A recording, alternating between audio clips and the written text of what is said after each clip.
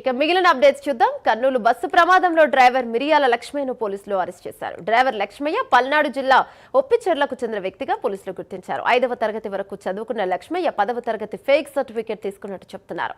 Fake certificate మీద licence తీసుకుని bus నడుపుతున్నట్టు పోలీసులు గుర్తించారు.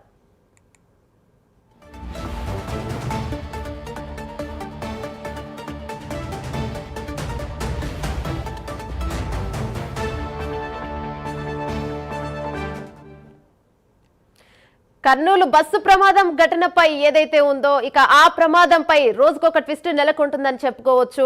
ఇక్కడ బైక్ వలన ఈ ప్రమాదం జరిగినట్టుగా గుర్తించారు. అయితే ఇక్కడ ఈ డ్రైవర్ల విషయంలో కూడా కొత్త విషయాలు బయటకు వస్తున్నాయని చెప్పుకోవచ్చు. ఇక డ్రైవర్ ఫేక్ సర్టిఫికేట్ పెట్టడం అనేది అయితే ఇప్పుడు కొద్దిగా ఉత్కంఠభరితంగా సాగిందని చెప్పుకోవచ్చు. ఇదే అంశంపై మరింత సమాచారం మా ప్రతినిధి శివరాజ్ అందిస్తారు. రైట్ శివరాజ్ కుమార్, చెప్పండి, ఇప్పుడు ఆ ఫేక్ సర్టిఫికేట్ విషయం ఏంటి, అసలు ఇందులో నిజాలు ఎంత అని చెప్పుకోవచ్చు?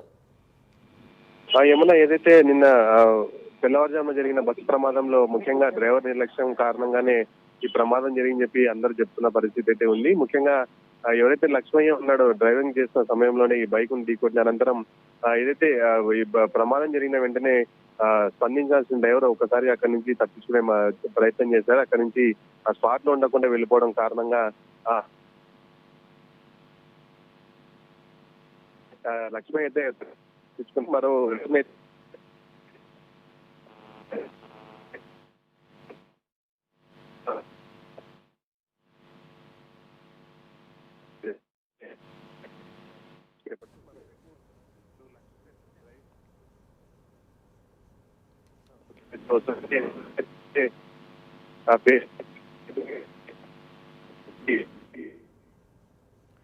Right, thank you Shivraj.